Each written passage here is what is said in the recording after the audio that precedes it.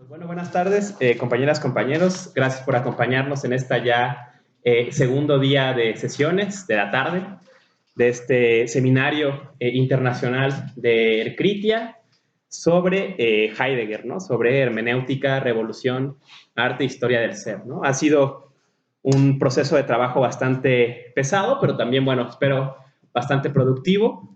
Y bueno, ¿no? Seguimos con las actividades.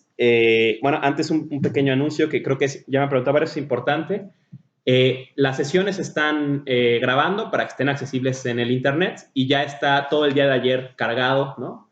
Entonces ya se puede ver en línea, ¿no? Las conferencias del día de ayer están en un grupo que se llama, bueno, en un canal se llama Habitar la Tierra, ¿no? Habitar la Tierra en YouTube, y ahí está todo lo de ayer, y espero que pues en la mañana de mañana, más tardar, esté ya también lo que se ha grabado el día de hoy, para que pueda, bueno, seguir siendo un material didáctico, ¿no? Entonces, pues bueno, esta mesa, ¿no? De la primera mesa de la tarde, ¿no? Comienza con el profesor Ricardo Horneffer, que bueno, ¿qué se puede decir de nuestro querido profesor Ricardo Horneffer, ¿no? El que nos ha enseñado a leer Heidegger, a leer Hacer y Tiempo, tanto tiempo, que ha sido un referente pues para todos nosotros, y que pues qué mejor presentación que pues los años de cariñoso trabajo de enseñarnos que nos ha compartido, ¿no?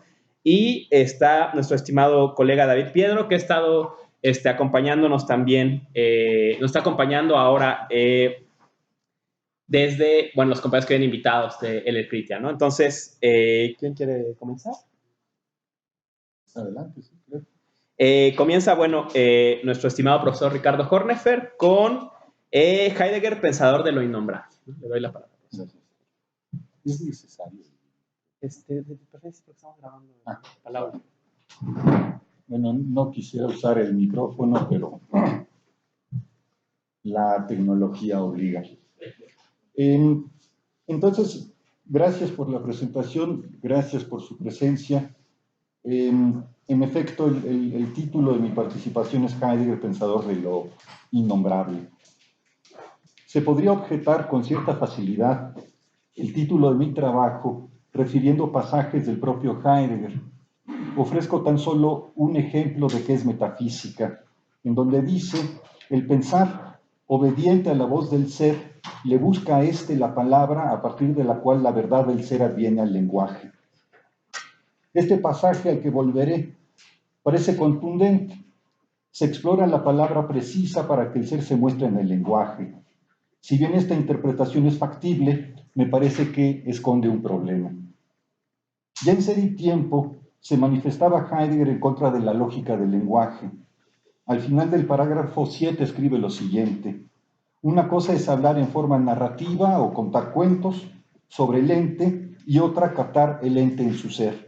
Para este último cometido, con frecuencia faltan no solo las palabras, sino sobre todo la gramática. Para hablar del ser, se precisa entonces de otro modo de comprender el lenguaje y su estructura. Esta necesidad la aclara Heidegger en el parágrafo 34, cuando dice: la liberación de la gramática respecto de la lógica requiere previamente una comprensión positiva de la estructura fundamental a priori del discurso, o habla, es Rede, en general, entendido como un existencial, y no puede llevarse a cabo ulteriormente por medio de correcciones y complementaciones del legado de la tradición. No se trata, pues, de maquillar la gramática con uno que otro cambio, retoque, sino de comprender que la esencia del habla va más allá de la lógica imperante. ¿Cuál es la otra gramática? Si bien Heidegger no la desarrolla sistemáticamente, es decir, no presenta una nueva gramática, sí deja claro, en primer lugar, que la tradición confundió el ser con un ente, error que desemboca en el olvido del primero, y en segundo, que el ser del que habla no es sustantivo, aunque lo parezca, sino algo más, lo transcendens por excelencia. Y no es sustantivo porque no sustenta nada, no sustancia nada, no es fundamento, principio u origen, como lo pretendió la ontoteología.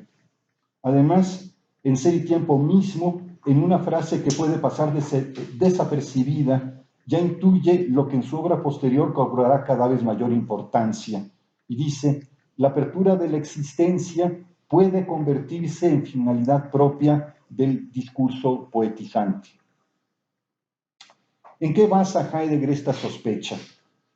El habla poetizante no reflexiona en torno a la diferencia ontológica, tampoco pretende fenomenológicamente desocultar al ser. De lo que sí es consciente es del poder de la palabra.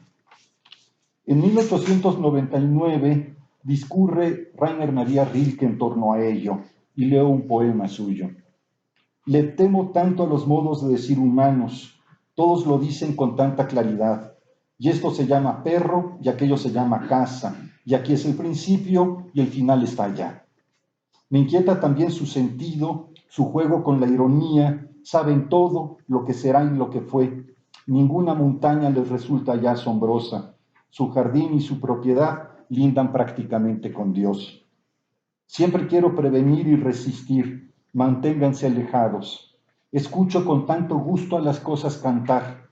Los modos del decir humano las manosean, se quedan rígidas y mudas, van a terminar matándome a todas las cosas. Con la palabra se corre el riesgo de entificarlo todo, de objetivarlo, de comprenderlo como ante los ojos, de asignarle a cada uno de los entes un lugar y significado determinados y a partir de ello decidir sobre sus respectivas interrelaciones. El lenguaje cotidiano, que según Heidegger es un poema olvidado, es un útil, una herramienta que sirve para hacer del mundo una imagen a semejanza del ser humano, misma que se reproduce cada vez a mayor velocidad conforme la tecnocracia hace de nuestro hábitat su lugar de trascendencia, de residencia. Lo que define al lenguaje cotidiano es su supuesta claridad, pues parte de la consigna de no dejar nada intocado, sino definirlo, delimitarlo, lo cual termina por contaminar todo. Su intención es clarificar para que todo se entienda a cabalidad, pero lo que consigue es debilitar cada vez más las posibilidades del claro, de la ligereza de la Lichtung, empobrece el fauna originador de la duda y la pregunta. El peligro del lenguaje yo lo había advertido Parménides. En su fragmento B8 se lee lo siguiente: y ahora aprende las opiniones de los mortales, escuchando el engañoso orden de mis palabras. Según sus pareceres, han impuesto nombres a dos formas. Resulta interesante que la diosa inste al joven a escuchar, tema al que voy a volver, y aprender con el objeto de que no se deje convencer por las erróneas convicciones de los seres humanos, quienes obligan a las cosas a hacer lo que ellos ven en ellas. Este lenguaje impropio se debe a que quienes lo utilizan se basan en las meras apariencias en lugar de hacer uso de la razón para descubrir lo que las cosas tienen de verdad. Platón da un paso más. En Fedón, Sócrates se dirige a Critón en los siguientes términos: el no expresarse bien no solo es algo en sí mismo defectuoso, sino que además produce daño en las almas. Un lenguaje descuidado produce mal no solo en quien se expresa, sino también en quien escucha.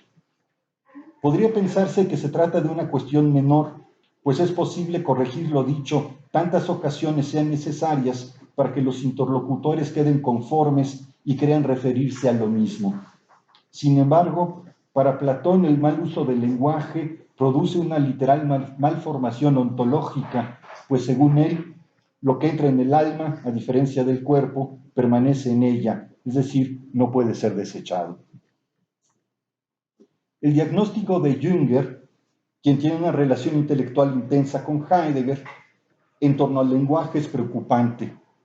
En 1977 escribe: la decadencia del lenguaje no es tanto una enfermedad como un síntoma. Se estanca el agua de la vida. La palabra tiene todavía significación, pero no sentido. Es cada vez más desplazada por las cifras. Es incapaz de poesía, ineficaz para la oración. El logos, tan valorado desde Platón en Sofista, al considerarlo como un posible sexto género mayor, ha sido paulatinamente relegado a un plano cada vez más pobre. El síntoma, que para Heidegger es el anunciarse de algo que no se muestra por medio de algo que se muestra, tiene a la base un fenómeno que es, en el caso de Jünger, el estancamiento del agua de la vida. Al detener su curso se contamina, se corrompe, por lo que su horizonte de expresión se angosta cada vez más. ¿Qué puesto en el mundo pueden tener la poesía y la plegaria si lo que denomina es lo cuantificable y reproducible? A pesar de la gravedad de lo descrito, en el poema de Rilke destaca un verso que literalmente surca aguas distintas. Dice: escucho con tanto gusto a las cosas cantar. Die Dinge singen hör ich so gern. Se silencian las palabras a las que el poeta teme porque enmudecen a las cosas, y éstas toman el lugar de aquellas para que aquel que sabe intimar escuche con tanto gusto el alabo, el elogio, el conjuro, que eso es finalmente lo que significa singen en alemán, o sea, cantar, no o sea, el alabo, el elogio, el conjuro, no del lenguaje, sino del habla. Imposible no evocar el si escucha no a mí, sino a Logos Heraclitio. Escuchar sin pronunciar palabras, solo sintiendo o comprendiendo con todo el ser. El de Éfeso sabe que el Logos humano, mayormente dormido, solo por instantes logra la atención adecuada para escuchar y, por tanto, reconocerse en el Logos cósmico. Y quizá ni siquiera eso. El fragmento 122, que consta de una sola palabra, dice angibasie. Se puede traducir como aproximación, acercamiento, ponerse aparte, ponerse al lado. Interpretar este fragmento parece una tarea imposible. Sin embargo, me arriesgo a ponerlo en el contexto de la escucha.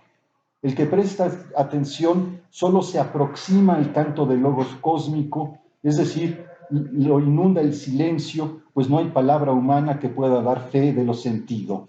Es lo innombrable. A Heidegger también le daba tanto gusto el canto y sobre todo la escucha, a la que me referiré posteriormente. Acerca del primero, escriben de la experiencia del pensar 4 aforismos. El buen peligro, gute Gefahr, y por ello salvífico, es la vecindad del poeta que canta. La siguiente es: cantar y pensar son los troncos vecinos del poetizar, del dichten. La tercera, la veleta, canta bajo la tormenta que levanta. Y la última, lo que Hölderlin canta de los árboles del bosque. La veleta, un útil, canta cuando el viento la apresura a enviar mensajes. Si bien cantar y pensar no son lo mismo, tienen la capacidad de habitar junto al poetizar. Hölderlin, el poeta pensador, sabe cantar, es decir, elogiar a los árboles del bosque. Pero si esto es así, ¿por qué representa el poeta que canta no solo un peligro, sino uno bueno? El dichter, como su nombre lo indica, entona de manera densa, espesa, hermética. Dice apenas lo suficiente como para que aquel que lo acompaña a través de las estrofas pueda, si su tono es el adecuado, desocultar lo no dicho. El peligro es claro, pues el acompañante puede precisamente desentonar. ¿En qué sentido es un bien? El adjetivo gute se relaciona con el sustantivo gut, que es un bien en el sentido de hacienda, de haber. Razón por la cual pregunto: ¿cuándo nos sabemos? Nos habemos. Heidegger diría lo siguiente: el peligro maligno y por ello el más mordaz es el pensar mismo. Tiene que pensar contra sí mismo de lo que solo rara vez es capaz. Cuando logramos confrontarnos, se desvanecen las creencias, los supuestos, las habladurías, y la existencia se vive como apertura, posibilidad. Pero Heidegger refiere a un tercer peligro. El peligro malo y por ello confuso es la filosofía. Una cosa al menos queda clara: el filósofo no canta, no tiene esa capacidad. ¿Qué hace entonces? Busca claridad y distinción en las palabras, términos y conceptos que utiliza. Heidegger lo dice en las siguientes palabras: el ser humano es, sin percatarse de ello, él mismo emplazado, es decir, es provocado a ordenar sistemáticamente el mundo al que pertenece como existencia disponible calculable y asegurarse simultáneamente a sí mismo con respecto a las posibilidades del ordenar. De este modo, el ser humano queda cautivado por la voluntad de ordenar, de lo calculable y su factibilidad. Entregado al poder del emplazar, el ser humano se bloquea a sí mismo el camino a lo propio de su Dasein. El afán de sistematizarlo todo, de ordenarlo con base en principios, normas y procedimientos, tiene a la base la idea de que el dominio y progreso, no solo de la naturaleza, sino del ser humano mismo, debieran conducir paulatinamente a la perfección. Me parece que el peligro radica en esto último. ¿Qué ideal nos llevó a proceder de tal modo que partimos de la convicción de que lo que es imperfecto, por lo que es necesario transformarlo para alcanzar su plenitud y acabamiento? Que no haya mácula ni error. ¿Qué nos llevó a concebir un acto puro? No tengo respuesta a estas preguntas. Sospecho que se confundió la imperfección con la insuficiencia. No es lo mismo completar que complementar. Heidegger, por su parte, habla de la copertenencia de Sein y Dasein. Es sugerente lo dicho por Heidegger. Buscándose a sí mismo, el ser humano se ha bloqueado a sí mismo el camino a sí mismo. Esto no significa, sin embargo, que la historia de la metafísica sea un error, pues podría entonces mal suponerse que hay un camino de la verdad, como creyó haberlo encontrado Parménides. Más bien el hombre, en su histórico anhelo de definirse, siempre ha dejado de lado algo más de su propio ser. Sé que mis palabras son ambiguas, y así han de ser, pues el más del algo es indefinido, por lo que no puede ser dicho. Por eso me parece tan apropiado que Heidegger se refiera al Dasein como apertura, posibilidad abierta. Rilke a su modo también lo dice. Las cosas no son para ser dichas y entendidas en su totalidad, como quieren hacérnoslo creer generalmente.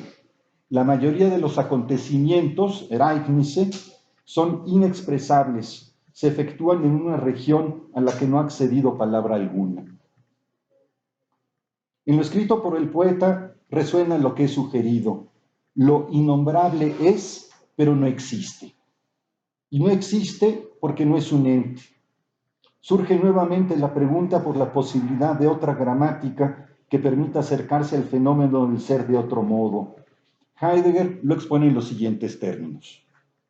La dificultad se encuentra en el lenguaje. Nuestras lenguas occidentales son, cada una a su modo, lenguas del pensar metafísico. Debe quedar abierta la pregunta acerca de si la esencia de las lenguas occidentales solo lleva en sí misma una marca metafísica y por lo tanto definitiva por medio de la ontoteológica, o si estas lenguas ofrecen otras posibilidades del decir, lo que también significa del no decir que habla. El lenguaje metafísico es el que concibe al fundamento o principio, llámese ser, usía, Dios, espíritu, razón, como presencia plena, eterna, absoluta. Es lo que no cambia, lo que permanece en sí mismo. ¿Cómo conocer lo ente si cambia constantemente? Esta pregunta es la rectora del pensar metafísico. Ya Parménides intenta responderla. Aristóteles, por su parte, es en este sentido muy claro.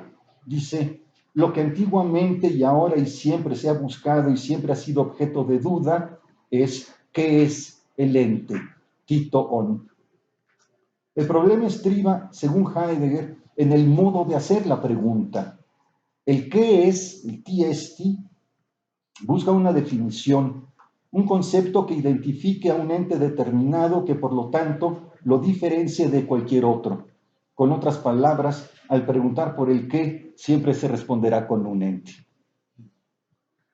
¿Ofrecen las lenguas occidentales otras posibilidades? Es esto lo que intentó Heidegger a lo largo de su obra. No preguntar por el qué es el ser, sino por su sentido, por su historia, por su verdad, y nunca respondió con un concepto, sino siempre con una señal, con un guiño. Ahora bien, a partir de la cita anterior es necesario preguntar, ¿es el no decir que habla una de las posibilidades del ser? ¿Cómo es esto? Considero que una de las aportaciones más importantes de Ser y Tiempo es la distinción entre Rede, que Gauss traduce como habla y Rivera como discurso. Entonces, entre Rede, pues, y Sprache, lenguaje, ¿no? Para Heidegger, muy rápido esto, el estado de abierto del ser ahí está constituido por el encontrarse, que es el estado de ánimo, el comprender, que es el poder ser del ser ahí que proyecta, y el habla, la articulación de la comprensibilidad. Y dice, el estado de expresada del habla es lenguaje. Esta totalidad de palabras, que es aquello en que el habla tiene un peculiar ser mundano, resulta así un ente intramundano que cabe encontrar delante como algo a la mano. Con otras palabras, el lenguaje es un derivado del habla, de modo que lo que ha de esclarecerse en primer lugar es el significado del habla. Una de las posibilidades constitutivas del habla es el oír, hören, y el escuchar, horchen. Así dice Heidegger que habla y oír se fundan en el comprender. Este no nace ni del mucho hablar ni del afanoso andar oyendo. Solo quien ya comprende puede estar pendiente. La otra posibilidad es el callar, Schweigen. Respecto a este dice Heidegger, quien calla en el hablar uno con otro puede dar a entender, es decir, forjar la comprensión mucho mejor que aquel a quien no le faltan palabras. Es necesario, diría Heidegger, dar el paso atrás, el que va del lenguaje, del óntico, al habla, lo ontológico, al fenómeno propiamente dicho. Ello se debe a que la lógica de uno y otro son distintas. El lenguaje utiliza palabras, en muchas ocasiones de manera descuidada, sustituyendo inopinadamente una palabra por otra, para referirse al ente inmediato y su entorno. El habla, en cambio, guarda silencio para intentar escuchar. Y nuevamente Heidegger. Permítame un momento.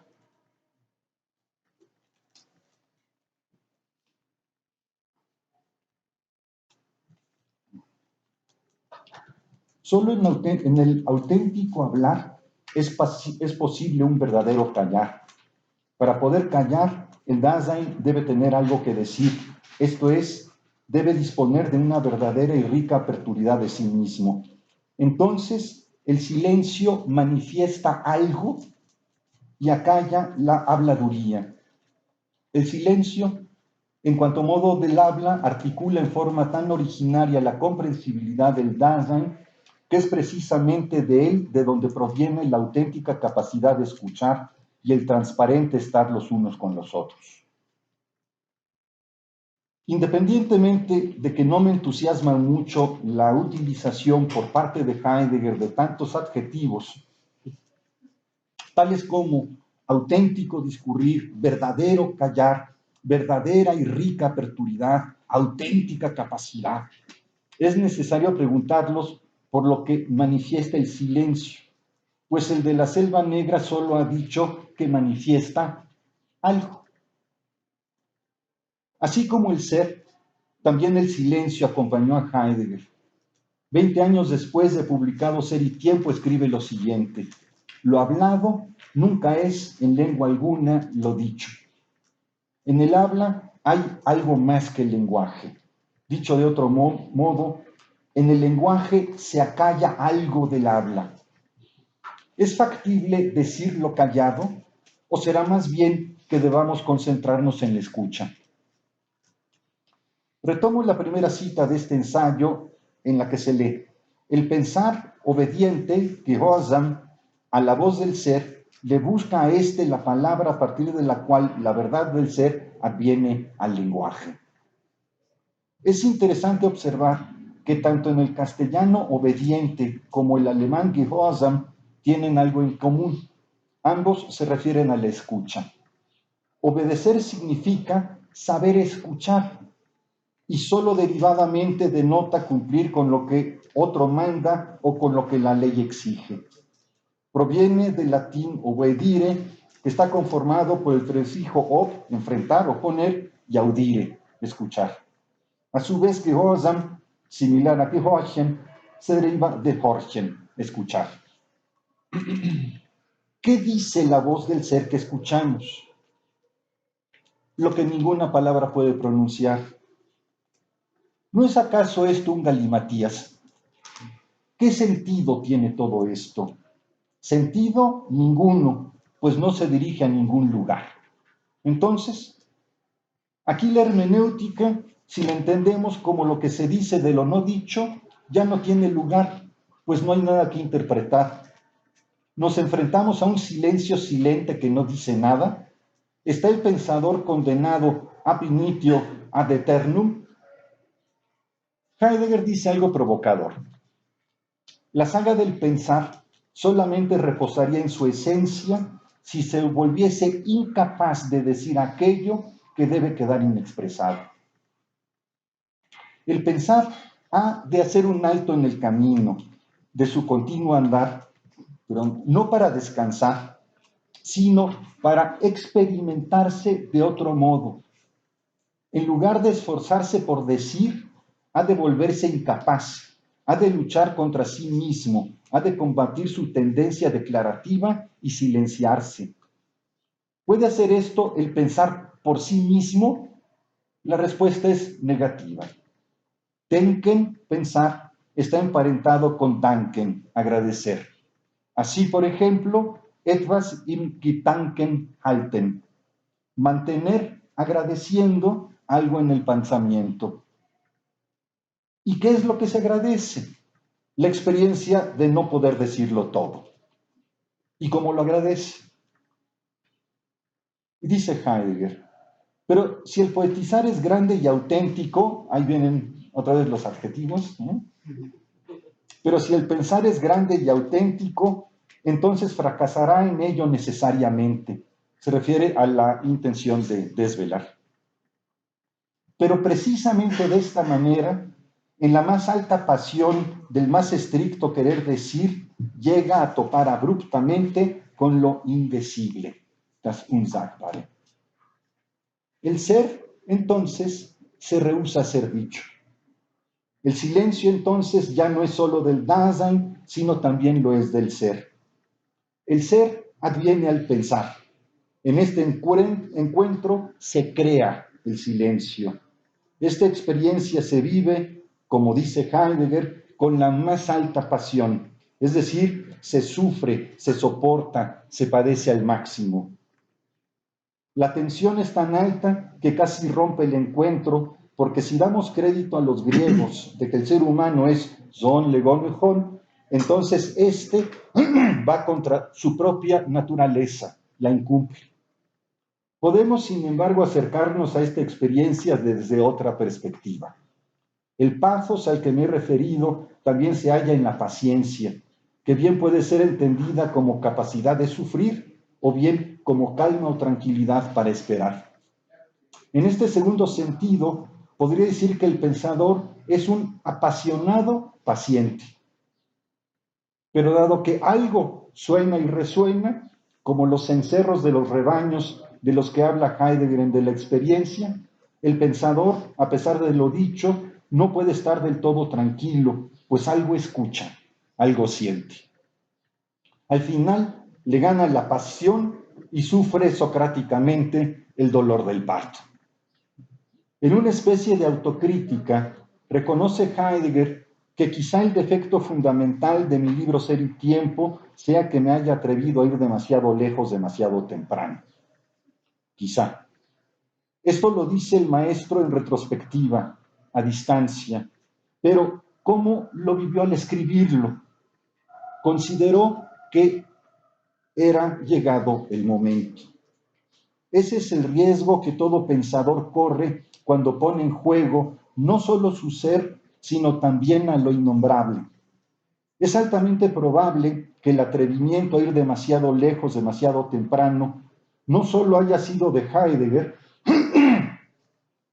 y no solo de él en el caso particular de Ser y Tiempo, sino de todo aquel que osa preguntar, no con la esperanza de encontrar la respuesta, pero sí con el deseo de solamente aproximarse, como decía Heráclito, y cobijar lo innombrable con una palabra amable, con la pasión por dejarlo ser. Para terminar, me parece que esto es lo que hace Platón en Sofista. Dice, puesto que tanto el ser como el no ser comparten la misma dificultad, que es decir, no se les puede captar con plena claridad, seremos al menos capaces de hacer que el razonamiento se abra camino con mayor facilidad en medio de ambos.